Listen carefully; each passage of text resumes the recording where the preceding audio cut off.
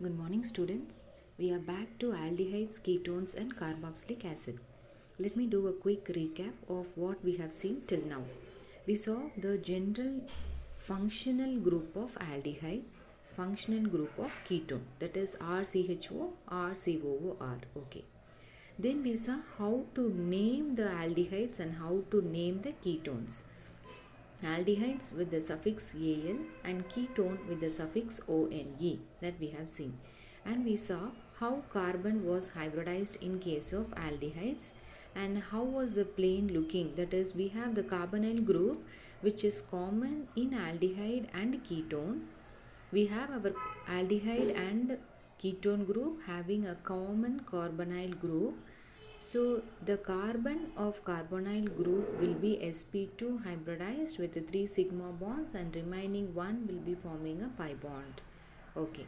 Then we saw what is the similarity between C double bond O and CC bonds, and we saw the difference.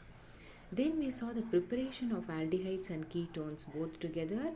Then we saw the specific preparation of aldehydes, that is only aldehydes we saw, which include Roseman reaction. Then we saw Stephen's reduction. Then we saw only ketones where we used acyl chlorides as well as with Grignard reagent. Then we saw the preparation of aromatic aldehydes and ketones. In that we saw from arenes, Rieter reaction, side chain chlorination, Friedel-Crafts acetylation, Guterman-Koch reaction as well as with the Grignard reagent. Then we saw physical properties of aldehydes and ketones.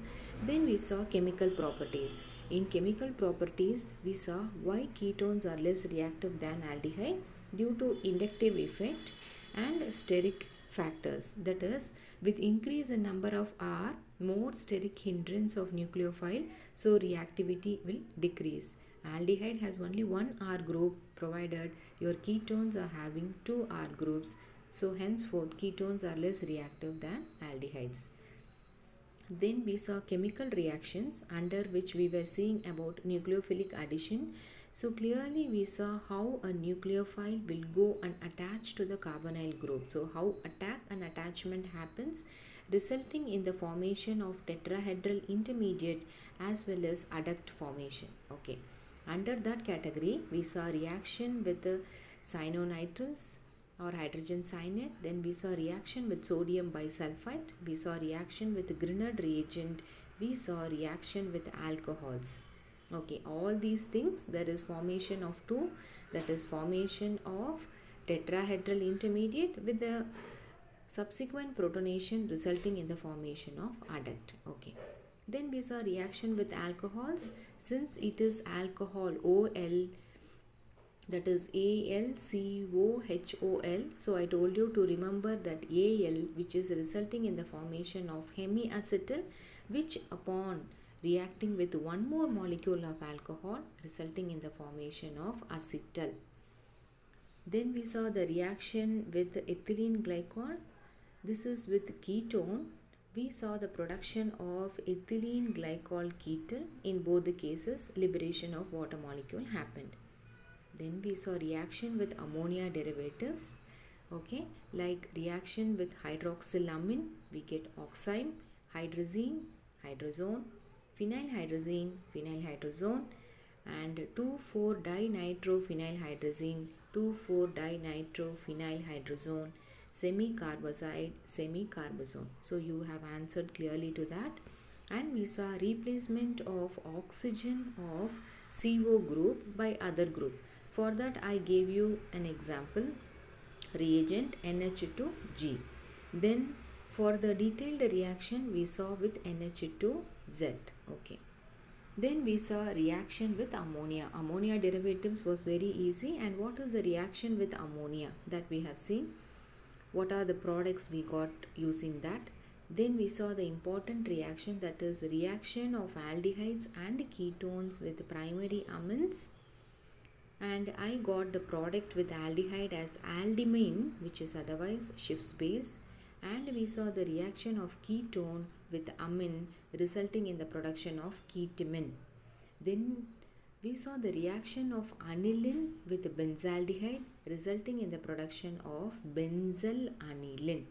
Okay, since there is no deleted portion in this chapter, we have seen one by one detailed. Next, we saw about oxidation. What happens to the oxidation of aldehydes and ketones? You know, aldehydes can be oxidized using strong oxidizing agent as well as weak oxidizing agent. So for this, I have told about the drunkard people, how the aldehyde will be oxidized to acid. So generally, alcohol will be oxidized to alcohol to aldehyde, aldehyde to acid. Then how your ketones are oxidized? Ketones are also oxidized to give you acids. The number of aldehyde oxidation is equal to the number of product carbon. But in case of ketones, there is an use of Popoff's rule where your functional group will be staying with lower alkyl group. Then we saw haloform reaction. How we remembered haloform reaction? CHCl3 is chloroform. If I am going to replace that Cl with I, then I will be getting iodoform reaction. So aldehyde on reaction with iodine and an alkali, that is sodium hydroxide, I will be getting sodium formate plus a iodoform with the liberation of water. Now same reaction, your ketone when reacts with iodine as well as with NaOH, I will be getting the same iodoform and sodium acetate with the liberation of water. Okay. Now who will be giving positive test? Your acetaldehyde, then your alcohol groups, then your pentanone, propanol, acetophenone, butanol will be giving positive test. And a negative test for iodoform will be formaldehyde, methanol, then pent-3-one, propanol, benzophenone, butanol will be giving negative test. So we have seen clearly all these factors. Next we are moving to reduction reaction. We are moving to reduction reaction.